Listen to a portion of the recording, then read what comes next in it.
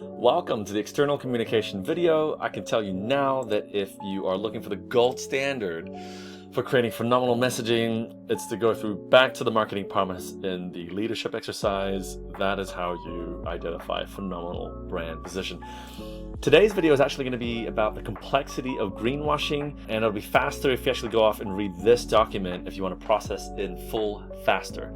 The ACCC, which is the Australian Competition and Consumer Commission, looks after consumers from companies that might be misrepresenting and misleading their products and drop them with a multi-million-dollar fine. And if they're a listed company, ASIC, which looks after financial institutions, will also drop another fine on them. So it's an incredibly important time now, as these guidelines are now starting to come out, to ensure that you're aligning your messaging correctly.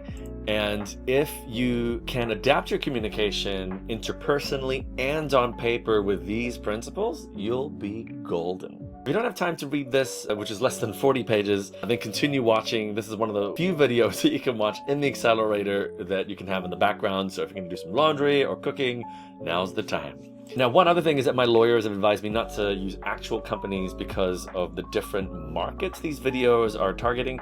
So join the Accelerator or the Masterminds for the actual examples, because some of these companies are saying one thing in some markets but not in others. And ultimately, all of this is about being truthful.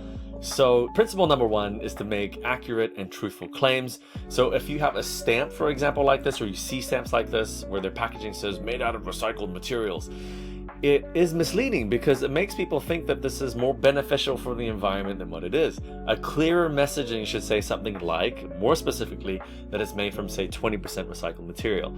There is almost nothing that is 100% something, especially when it's got printing on it. There's ink. So you need to write everything that's on it, or if it's made out of something, to be very clear in the labeling what it's actually made out of. So that leads me to the example of exaggeration. So this is still within making accurate and truthful claims. So for example, you might have a dry cleaning company and you say, hey, we're an environmentally responsible dry cleaning service because we don't use certain chemicals like this one, which I'm not going to pronounce, but you've crossed it out and you're like, we don't use this, which is so bad for the environment. However, we might be using some other chemicals which are lesser known, but also not so great for the environment. And if that's the case, you'll be misleading people to think that your company has a more positive effect on the environment than actually what it does.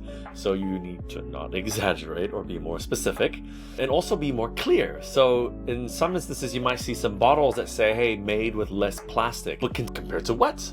What about your competitors? Is it to your own bottles? What are you saying? So something better would be to say now made with 20% less plastic and it's on your bottle, right? So that'll be more clear. So you're starting to see that it's really about being specific and about being clear.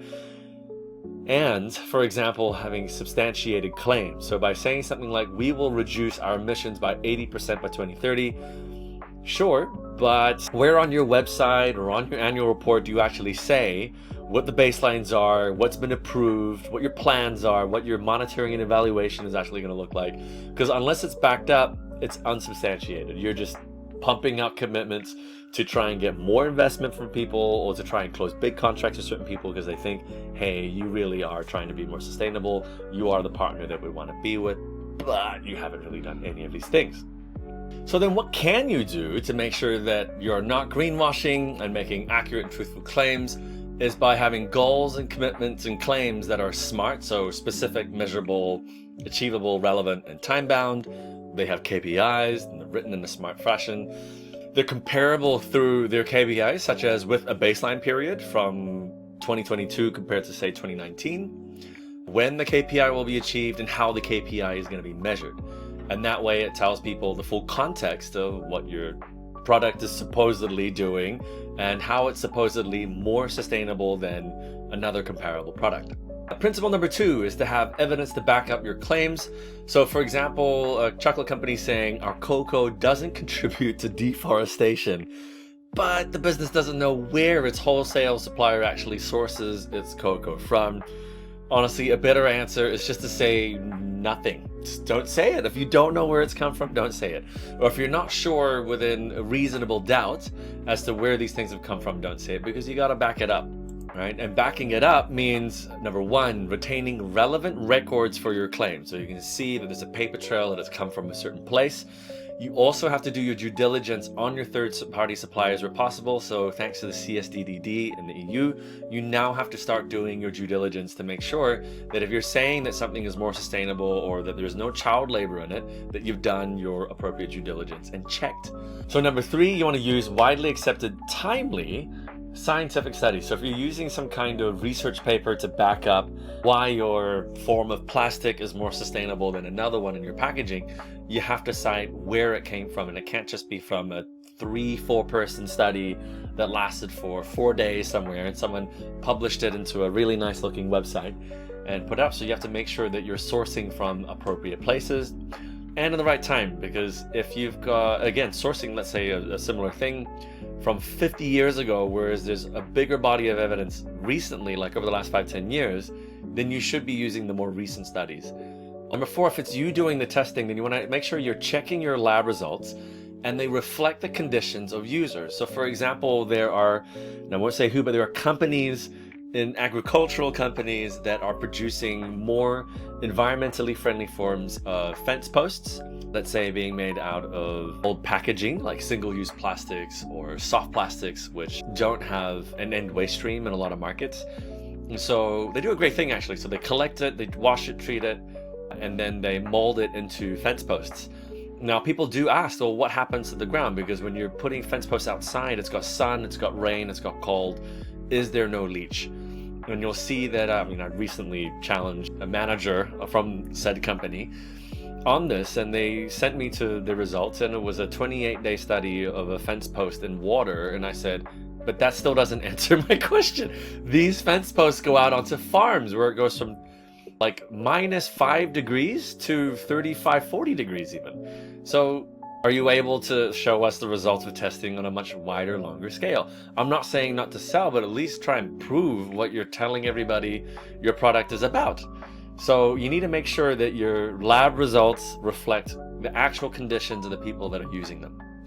Number five, if the information is complex, then provide summaries and visual tools to simplify that messaging. So there's some really big terms that the common consumer is not going to understand, or even B2B, like they might not understand, then it helps to break it down into like graphs and charts, process maps to kind of say, this is what happens from here to here, and this is why this process is more sustainable. And number six, you need to back up whatever third-party certification it is that you're saying. So there are quite a few suppliers in packaging that will say that they are certified compostable, and people don't know what the mark even means, right? So if you're unable to back up how your packaging, for example, in this instance, is actually compostable, then you need to be more specific about it, and you need to actually, well, back up what that certification is about, or where it's from, or how they've done their certifying. So an example here is the difference between certified compostable versus certified industrially compostable. So I've had conversations with firms that will push back and say, no, we can say that we're certified compostable because a worm farm has said that they will take the packaging that we've collected and actually use it in their worms and feed their worms with the coffee cups that we use. And I said, well, one worm farm does not mean that it's certified compostable nationwide. That stopped the conversation, but I'll dive a little bit deeper actually into that specific example. So you see here, we're looking at coffee cups and PLA, which is polylactic acid, polymerized lactic acid, and it's a form of plastic which comes from renewable sources such as cassava or corn or sugarcane. So it comes from a better source than, say, fossil fuels, which is where other plastics come from. But the issue is that PLA requires 55 to 70 degrees of heat, Celsius, in order to break down and decompose, and it also needs more oxygen.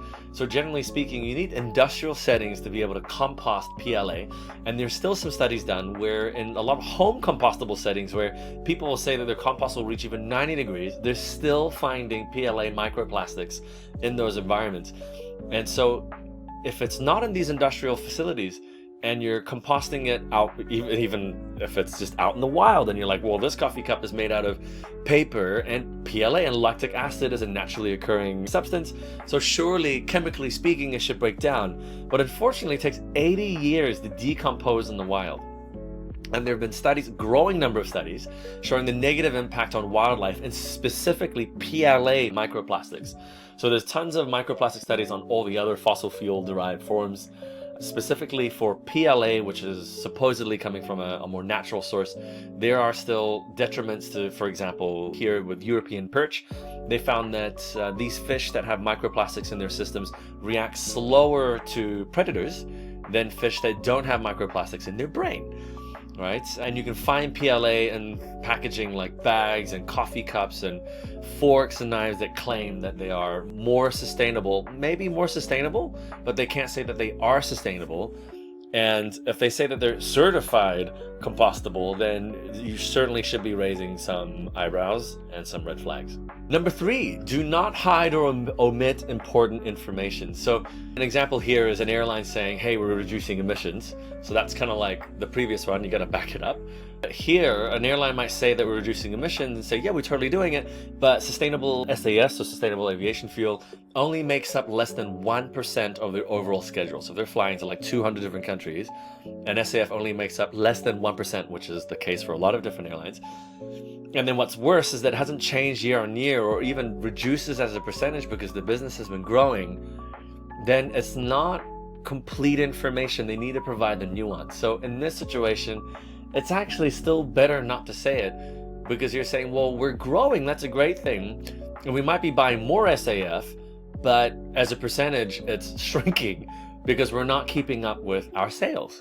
Another example here is with, say, a brewery. So they might say, hey, the best beer yet, and the environment agrees, we've offset our emissions. The issue here is maybe the brewery is only purchasing credits to offset emissions, and worse yet, and it's only just for operations of head office and not at all of their facilities. So there's a lot to unpack here, because just purchasing offsets does not mean that you're actually investing in facilities and equipment to actually reduce the volume of emissions that are occurring from your operations. And if you're only getting it, not even for the whole organization, but just your head office, man. And unfortunately, this happens. Right? But organizations do say that they're offsetting their emissions. It's not a complete lie, but they're hiding a bunch of stuff. So a better answer here might be for a beer company, cheers, we've taken another positive step by offsetting our head office emissions. That's clear, not omitting information and being very specific. And how to not do that, how to avoid this is, number 1, you want to make sure that your small print doesn't hide the truth and it's in a location that you can see, it's not too small. And you also consider the full life cycle of your product before making the claim. So you're not just saying, hey, we've omitted everything, even though it's just one part of the business that's done it.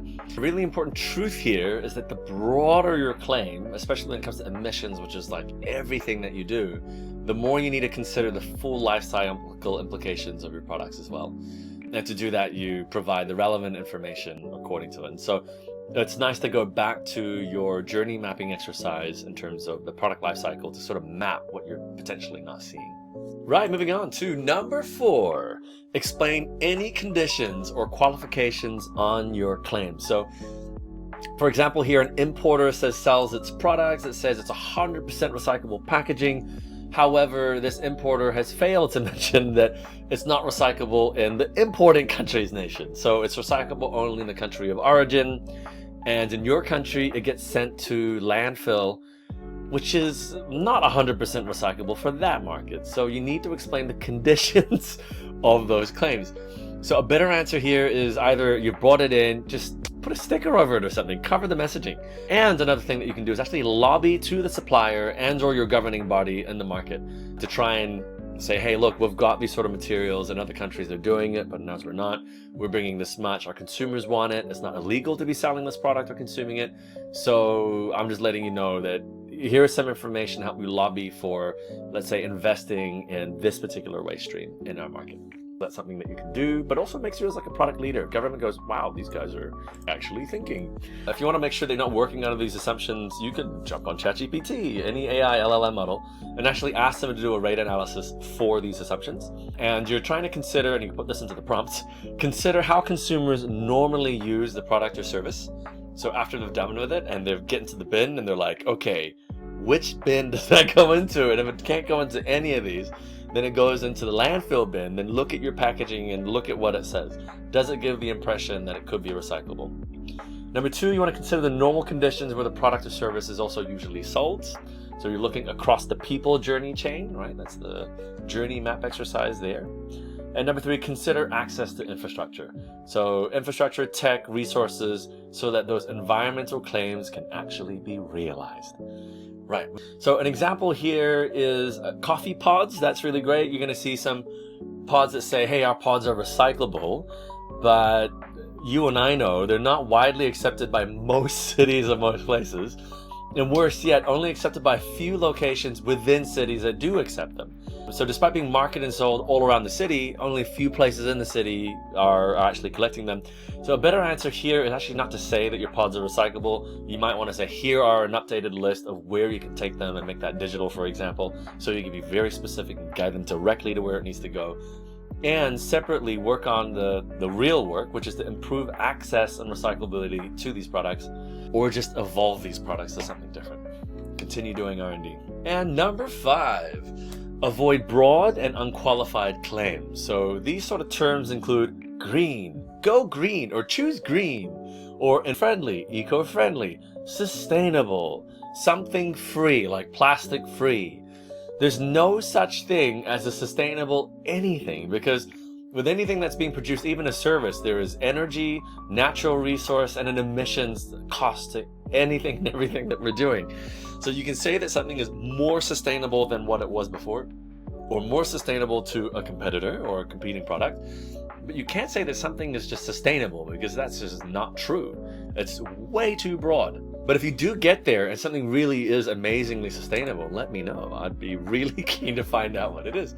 Now, an example here is a manufacturer claiming that our new sustainable range of products uses recycled plastic. Well, sustainable range means that sustainability is referring to the whole product. So you're saying your whole product is sustainable. So that's not a good choice of messaging. Send that back to the marketing team. And the other part is that it does not specify how much is recycled. So just like previous example, you want to say something like our new range of products uses 20% less recycled plastic than before. Way better. Like say that. That's not lying. Right? And one thing to add to this is the use of carbon neutral, climate neutral, whatever that means, or net zero. Why this is problematic is because most emissions related claims are just not understandable by most consumers. You think about the average family and the mom and pop, or their grandma, grandpa, they've got no idea about all these terms. When I started getting into the sector, I was confused about the difference between all these things. So you need to back these up. We don't need these claims that you put them anywhere with thorough emissions baselining assessments that you're using with established and recognized methodologies, so people say, okay, this is how you did it, and this is how you're measuring, and this is what you've done, this is what you were doing before, and you've gone down by this much, so you're clearly not lying. And you want to make sure you've got up-to-date clarity on how emissions were offset. So if you're saying that we've offset our emissions by doing this, or we bought that, again, you need to check it and show it and say, look, we didn't just buy a bunch of carbon credits from some obscure place in an emerging market. We've gotten verified emissions, and we do auditing, and we make sure that certain trees have been planted, for example. Right? And fourth, and this one is quite interesting, it needs to account for all types of greenhouse gases. So singling out only CO2 is misleading, and a lot of people think that water vapor is just water. Fortunately, water vapor is a greenhouse gas. It's a bit unique because there's many different sources of this, coming from natural sources like a lake to power plants that are pumping out water vapor. The thing with water vapor and why it's a GHG is just that it's a big blanket and it traps heat really, really well, and it drives the greenhouse gas effect. That's why it's considered a greenhouse gas. However, it's a special category because it's not a pollutant. So it's not like methane or all these sort of things that are coming out of cars and cows and things. Interesting. That was a new one for a lot of people. And number 6, we're almost there. So you want to use clear and easy to understand language. So for example, a detergent company claiming we save water and help the planet by reusing gray water in your garden, because their detergent can be collected and you can throw it all over your garden. But a lot of detergents have bleaching agents, which are potentially suitable for soil and grass, but they're not for plants. So a better answer might be to say, save water by reusing gray water only on your lawn. That's still very acceptable and very clear, or just on your grass, right? So if you're using much clearer messaging, you can get away with it, especially if you've invested all that money to create a whole new formula that doesn't hurt the environment as much. I think that's totally fair. Just be a little bit more clear on your messaging. So you want to make sure that here you're using words to convey their common meaning as well, so not to like confuse your consumers. So for example, businesses claiming that plastic cutlery is now reusable, but might not have stated what kind of plastic that they're using, or isn't showing that if it is like PET, for example, that it degrades after a few uses and starts to leach, which is harmful to human health. Which is why you are looking at the kind of materials that go into your dishwasher even before you put it in, because it degrades those materials and it ends up all over your other dishes. Number 7, this one is interesting because it's now about visual elements and how it should not give the wrong impression. So use of plants, planets, endangered animals. Symbols are pretty obvious because the Mobius loop, which is the recycling arrow, green ticks, third-party labels and stamps, colors such as green and blue, and anything else that you do to sort of make your product look more sustainable, but it might not be, is misleading, right? So that will get flagged with organizations like the ACCC. And number 8, we're here now, is to be direct and open about your environmental transition. So you can't make claims or give the impression that you're way further along than where you actually are. So for example, messaging of plans to implement initiatives that have not been formally and genuinely committed to. So if your board hasn't approved it, man, don't say it. The government hasn't signed with you on something, don't say it. Don't give the impression that it's already happened. Be messaging that tells of improved environmental performance that has occurred, but has not been measured yet, for example. So you're gonna make sure it's been measured. And of course, if it hasn't occurred, then don't say it, but that's just straight up lying. But there are so many companies that do this sort of lying because they get away with it. That's insane. And lastly, achieve steps in the transition if they're still in progress. So this is similar to B. If you haven't reached those milestones, don't say it. So what you can do here in these moments is you can explain your motivations, why you're investing in it, why you've done a certain move. And that helps to provide the nuance as well, helps you be realistic in your messaging. Number 3 is to be clear on the practical steps that you've taken. So where you are in the transition, so where you are in your journey, and by doing that, you provide regular updates on where you are.